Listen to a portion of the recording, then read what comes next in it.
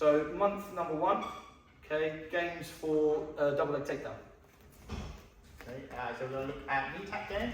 We're both trying to make contact with our partner's leg, while our partner tries to do the same to us, blocking our arm, making sure we're staying in contact and using grips as opposed to maintaining distance. Every time a leg gets caught, we'll pay a sprawl. Both people get a leg at the same time, both do a sprawl. Okay, so game number 2, we're going to be starting from a position where my knees are on the mat, my posture is up, my arms are wrapped around the legs. Okay, I'm going to try and connect my hands together from here. So the objective for the person on top is just to stay standing and nothing else. Okay, my objective from here is to either get Dom's hands or hips or both on the floor. So from here, my objective is to get his back to the floor, and then you can reset again. Okay? Yeah. So sit out one, so from a sprawled double leg, where our partner is now sprawled on top of us from here. The bottom person, we're going to be looking to try and peek out to one side or the other. So trying to get our head out, build up to that side, and sit through, spin on top of our partner from there. Top person is just trying to maintain the position with the double overhooks. Okay, so we can split this game into 2, so then we can progress from here. So while Dom is trying to sit out, okay, my objective from here is to get behind Dom. So I want to try and get to his hips and behind his shoulders before he's had the chance to sit out. If I'm transitioning and then Dom moves his body out and turns and gets back on top, then that'll be his win. So I need to try and get behind him before Dom is able to get back on top.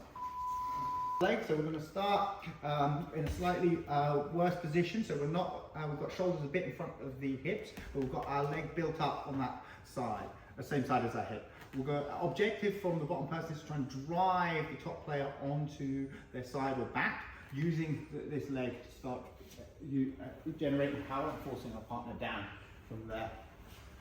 So my objective from here, as he's doing this, is to try and separate my legs from his arms.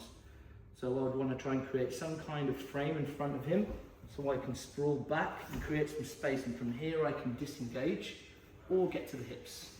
So guard passing game, we're going to start with a 1-in, 1-out position. Top player, we're looking to try and force to get to a half guard position. I'm above the knee line and I'm connected to my partner from here with some kind of chest to chest position. Bottom player is going to look to try and secure and pull us into close guard. So starting with a chest to chest connection, the top person is looking to try and free their trapped leg from the half guard. They can try and free it any way they can. Not trying to peel the knee out, the knee cut, they're driving over towards mount, however they can. Bottom player, if they can put back into close guard, wins. Okay, so game from close guard. So the first kind of game from here. So person top has to try and keep their hands on their opponent's body. That could be either on the chest, on the stomach, on the shoulders, or on the arms. They can even use their hands as ways of controlling the wrist, okay? As long as their hands are not touching the floor, okay, they're winning the game, okay? My objective from this position is to try and get Dom's hands on the floor and use my upper body as a way of controlling him to stop him from getting the hands back onto the body again. And I can use this by changing the angle, controlling the back of the head, and controlling the arm either by going over the top or underneath. So game for passing, top person is looking to try and stand and open the legs from here. So I want to get some kind of grip on my partner's upper body, and we're going to look to try and stand and can force the legs to open from here. As Dom is trying to stand up, I am still trying to bring Dom forward and controlling him. While I do this, he's trying to pummel his hands back in and get to the standing position. Once he stands from here, okay, my only objective on bottom is to try and keep my legs closed for as long as possible, and Dom's objective is to stand up. break the guard. Breaking the closed guard, top person is looking to try and stand, maintaining upper body control this way so that I can't be brought back down, and then trying to force the legs open. Bottom person is looking to continue to break me down. This one, fight! I have to keep trying to fight out to get back to my objective, or if I'm stepping up the legs without good control and my partners can start grabbing it, this can again force me to drop back down and pulling me back in from there. So side pin game one. Top player is looking to try and pin their partner's wrist either to the floor near the hips or to the floor near the head from here.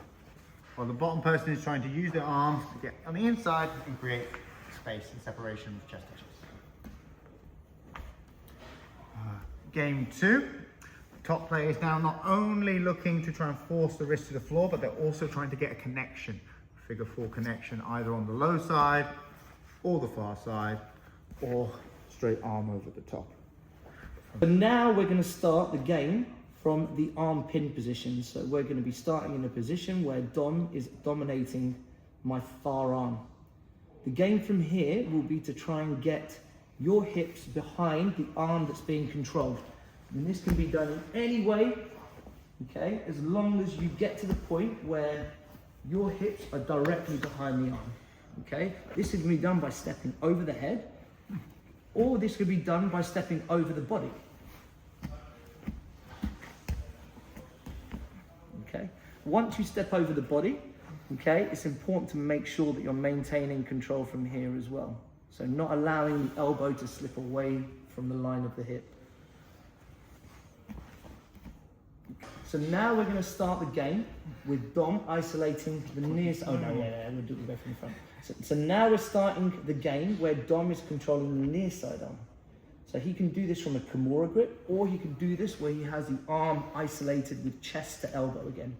And he's going to do the same thing again from here. So his objective is to get his hips directly behind the arm and isolate. And from here he can start controlling the wrist and sitting back to extend the arm.